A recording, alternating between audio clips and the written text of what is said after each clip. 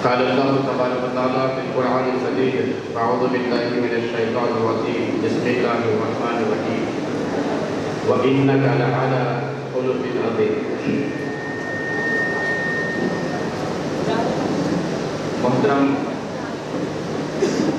امیر حلقہ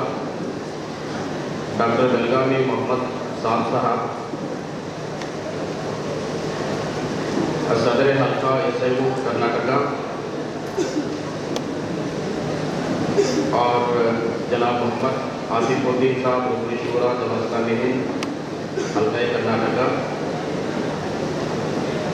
جناب ذاکر حسین صاحب ناظم علاقہ اور ڈائس پر تشریف فرما دیگر SIU کے ذمہ داران،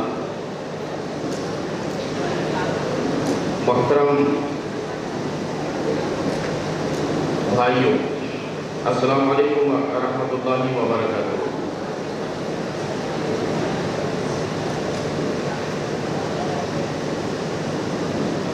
آپ کو معلوم ہے اور آپ جانتے ہیں،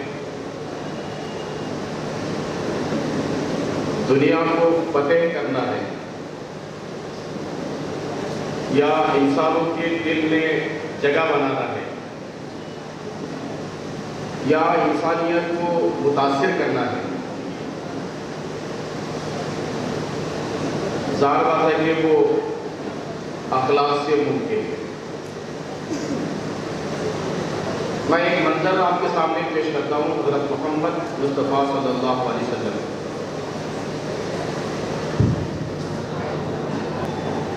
مکے میں رسول اکرم صلی اللہ علیہ وسلم کی دعوت کا لوگوں نے انکار کیا۔ آبادی کے لحاظ سے مکہ 10,000 کی آبادی ہے۔ رسول اکرم صلی اللہ علیہ وسلم مسلسل 13 سال تک مکے میں کام کرتے رہے۔ کوئی خاندان یا کوئی گھر، کوئی فرد ایسا باقی نہیں رہا جس تک اسلام کی دعوت نہ پہنچی۔ لوگوں نے یہ بھی لکھا ہے کہ رسول اکرم صلی اللہ علیہ وسلم ابو جہل کے گھر،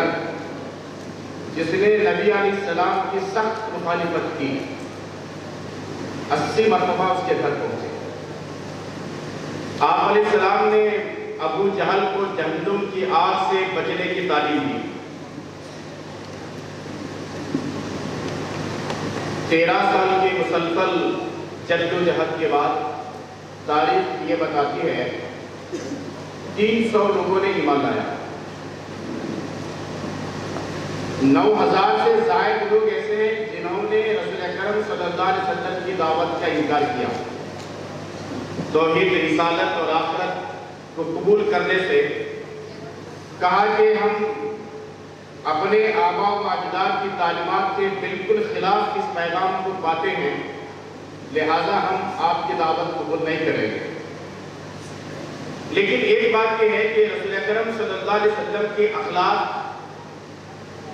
اتنے متاثر کن تھے اور اتنا متاثر کر رہے، مکے کا بچہ یہ کہنے پر مجبور تھا کہ رسول اکرم صلی اللہ علیہ وسلم کی اخلاق اور آپ نے جو کردار ادا کیا ہے، جو معاملہ ہمارے ساتھ میں کیا ہے، جیسا سلوک ہمارے ساتھ میں کیا ہے، ظاہر بات ہے کہ آپ علیہ السلام سے بڑھ کر اس شہر کے اندر کوئی اور ہو نہیں سکتا ہے۔ اندازہ یہ ہوتا ہے کہ لوگ ہماری دعوت کا انکار کر سکتے ہیں لیکن ہمارے اخلاق کا انکار کر نہیں پائے۔ اس لیے ہم دیکھتے ہیں کہ قرآن مجید میں کم سے کم الفاظ میں نبی کریم صلی اللہ علیہ وسلم تک تعارف جو کروایا ہے بہت ہی حیرت انگیز ہے۔ کہا کہ اِنَّكَ لَعَلَىٰ خُلُقٍ عَظِيمٍ۔ حضور نبی کریم صلی اللہ علیہ وسلم کی اخلاق کے بارے میں اللہ تبارک و تعالیٰ نے جو سرٹیفکیٹ دیا ہے، اور پھر کم سے کم الفاظ میں نبی علیہ السلام کا جو تعارف اللہ تبارک و تعالیٰ نے اپنے کلام کے اندر کیا ہے، ظاہر بات ہے کہ رہتی دنیا تک جو لوگ بھی دنیا کو فتح کرنا چاہتے ہیں، قلوب کو نرم کرنا چاہتے ہیں، سماج میں جگہ بنا دینا چاہتے ہیں اور اپنی دعوت سے متاثر کرنا چاہتے ہیں، ان کے لیے لازمی ہے کہ حضور نبی کریم صلی اللہ علیہ وسلم کے اسوے پر عمل کیا جائے۔ بھائیو آپ کو معلوم ہے کہ مکی زندگی میں رسول اکرم صلی اللہ علیہ وسلم نے اپنے ایک دوست عبد القیس ان سے آپ نے یہ فرمایا کہ اللہ تبارک و تعالیٰ تم سے بے پناہ محبت کرتا ہے. کہا کہ آپ کے اندر سب سے بڑی کوالٹی، آپ کے اندر سب سے بڑی صفت جو زیادہ لوگوں کو متاثر کر جانے والی ہے وہ حلم اور خودداری ہے. ظاہر بات ہے کہ یہ دو صفات کا تذکرہ نبی کریم صلی اللہ علیہ وسلم نے عبد القیس کے سامنے ذکر کرتے ہوئے فرمایا، جس کے ذریعے سے ظاہر بات ہے کہ آپ کے قرب و جوار میں رہنے والے، آپ کے اطراف میں رہنے والے آپ کی ان صفات کی وجہ سے بہت زیادہ متاثر ہو جاتے ہیں. کہا کہ اے عبد القیس، اسی کی وجہ سے اللہ تبارک و تعالیٰ تم سے بہت زیادہ محبت کرتا ہے. بھائیو آپ کو معلوم ہے کہ دراصل اخلاقیات کا جو درس ہے یہ نقطہ کمال کا نام ہے. اس کا ایک آدمی کی پہچان بن جاتی ہے، ایک آدمی کے نشان بن جاتی ہے، اس کے دعوت کا اظہار ہوتا ہے، اس کی شخصیت کا تعارف ہو جاتا ہے. جس کام کے لیے وہ کھڑا ہوا ہے اس کے اخلاق اور کردار کی وجہ سے سماج کے درمیان میں تعارف ہوتا ہے. اس لیے کہا گیا کہ دراصل یہ شخصیت کا تعارف کرنے کا ذریعہ بنے گا. نبی کریم صلی اللہ علیہ وسلم نے جن تعلیمات کا ذکر فرمایا ہے کہ اللہ تبارک و تعالیٰ اس شخص کی زندگی کو بہت زیادہ خوبصورت بنا دیتا ہے جس کے اندر نرمی پائی جاتی ہے. ظاہر بات ہے کہ نرمی یہ اخلاقیات کا تعارف کروانے کا ذریعہ بن جاتا ہے. نرمی رہنا، نرمی سے پیش آنا، نرمی کے ذریعے سے اپنے ماحول کو گرم کرتے رہنا، متاثر کرنا، اس کے سلسلے میں نبی علیہ السلام نے یہ فرمایا کہ ظاہر بات ہے کہ اس کے ذریعے سے اللہ تبارک و تعالیٰ تمہاری زندگی کو بہت خوبصورت بنائے گا. آپ علیہ السلام نے اس بات کا ذکر کیا کہ اگر آپ بااخلاق نہیں، باکردار نہیں، سماج کے اندر کوئی رول ادا نہیں کر رہے ہیں، آپ کے اخلاق اور کردار سے سماج متاثر نہیں ہے، تو حضور نبی کریم صلی اللہ علیہ وسلم نے اس بات کا بھی ذکر کیا کہ اللہ تبارک و تعالیٰ تمہاری زندگی کو بدصورت بنا دے گا. خوبصورت زندگی بننے کی پہچان جو بتائی گئی ہے حدیث کے اندر وہ یہ ہے کہ لوگ آپ کے اخلاق کی وجہ سے آپ کے اخلاق پہ جمع ہو جائیں گے. آپ کا مٹھاس، آپ کی گفتگو اور آپ کے ہمدردی کا اظہار، آپ کی نرم بولی اور آپ کی گفتگو سے لوگ آپ کے اخلاق پہ جمع ہو جائیں گے، جس کی وجہ سے اللہ تبارک و تعالیٰ آپ کی زندگی کو بہت ہی خوبصورت بنائے گا. آپ علیہ السلام نے اس بات کا بھی ذکر کیا ہے کہ اگر کوئی آدمی اخلاق کے اعتبار سے کمزور پایا جاتا ہے، ظاہر بات ہے کہ لوگ اس کے اخلاق پہ جمع نہیں ہوں گے، اس سے متاثر نہیں ہوں گے، اس کے قریب نہیں آئیں گے، اس کی دعوت کو قبول کرنا بہت دور کی بات ہوگی، بلکہ اس چیز کے قریب رہنا بھی لوگ اسے پسند نہیں کریں گے. بھائیو آپ کو معلوم ہے کہ حضور نبی کریم صلی اللہ علیہ وسلم نے بڑی پیاری بات کا ذکر کیا ہے جو ملت کے نونہال، ملت کے نوجوانوں کے دل کے اندر یہ بات جاگزی کر جانا چاہیے. نبی علیہ السلام نے یہ فرمایا اس شخص پر اللہ تبارک و تعالیٰ جہنم کی آگ کو حرام قرار دیتا ہے. اس شخص پر اللہ تبارک و تعالیٰ جہنم کی آگ کو حرام قرار دیتا ہے جو خوش اخلاق ہے اور خوش مزاج ہے. ظاہر بات ہے کہ خوش اخلاقی اور خوش مزاجی کے ساتھ لوگوں کے درمیان میں رہنا، اپنا تعارف کروا لینا، اپنے پیغام کو ان لوگوں تک پہنچا دینا، دراصل بات یہ ہے کہ ان اخلاق اور کردار کی وجہ سے اللہ تبارک و تعالیٰ ایسے شخص پر جہنم کی آگ کو حرام کرا دیتا ہے. کہا نبی علیہ السلام نے کہ اللہ تبارک و تعالیٰ اگر کسی کے مقام کو بلند کر دینا چاہتا ہے تو کہا کہ اس کے اندر نرمی اللہ تعالیٰ پیدا کرتا ہے. تو محترم بھائیوں، یہ وہ احادیث ہے جس کا تذکرہ نبی علیہ السلام نے کئی مرتبہ اپنے صحابہ کرام کے سامنے ذکر کیا ہے. تاریخ کے اولاد کا الٹی آپ کو معلوم ہوگا کہ صحابہ کرام نے نبی کریم صلی اللہ علیہ وسلم کی ایک ایک بات پر عمل کرنے کے لیے تیار تھے. صحابہ نے جو عمل کیا، جو کردار رہا، جس طرح کے اخلاق اور زندگی ان لوگوں کی رہی ہے، اس کے ذریعے سے لوگ بہت زیادہ اور بڑے پیمانے پر متاثر ہوتے تھے. میں اپنے ملک کی بات کرتا ہوں. جب صحابہ کرام اس ملک کے اندر آئے ہیں، لوگوں نے یہ کہا کہ کم تعداد رہنے کے باوجود پہلا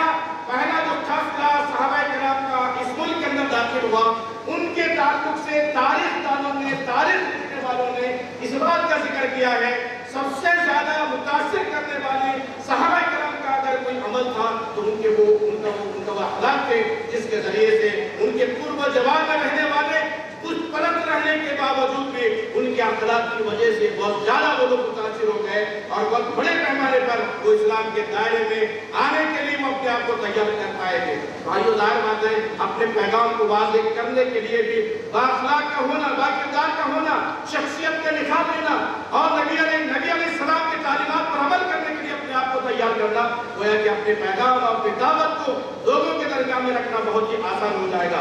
ابن قیم جوزی رحمۃ اللہ علیہ نے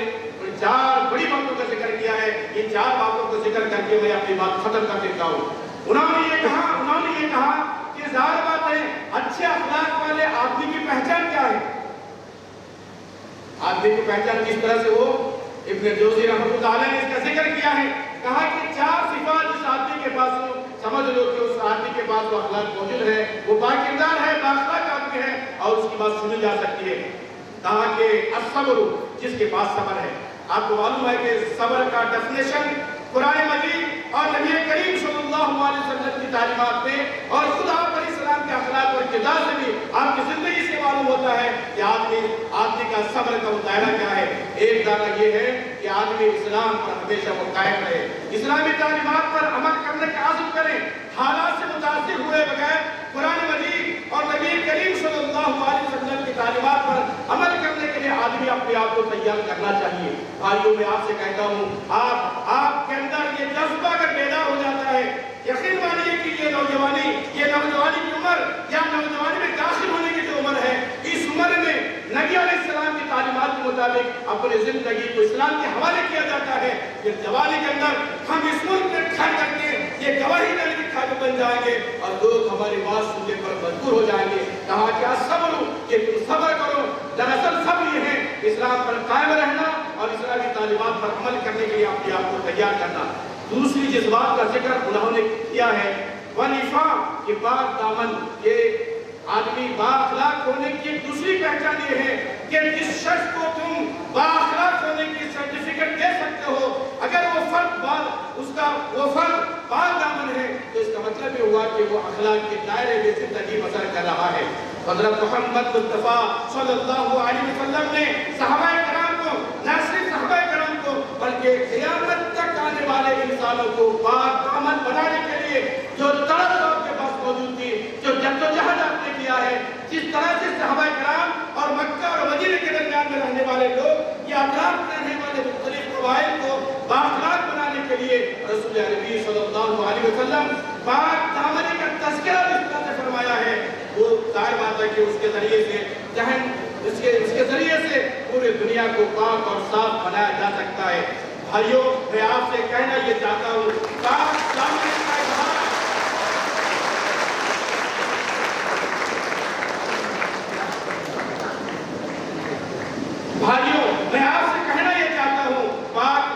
کا اظہار اس سے ہوتا ہے کہ آدمی زندگی سے اپنے آپ کو پاک اور صاف رکھے۔ جس زمانے میں ہم جی رہے ہیں، ظاہر بات ہے قدم قدم پر گندگی کا اظہار ہوگا، لیکن ایسا ہی وہ کی جانب سے اس سے متاثر طلبہ، اس سے متاثر نوجوان، ایسا ہی وہ چاہتی ہے کہ نوجوانوں کو پاک دامنی کا انہیں سبق دیا جائے اور گندگی سے انہیں پاک اور صاف کیا جائے۔ تیسری جس بات کا ذکر انہوں نے کیا ہے والعدل، کہا گیا کہ وہ انصاف پسند ہوتے ہیں، انصاف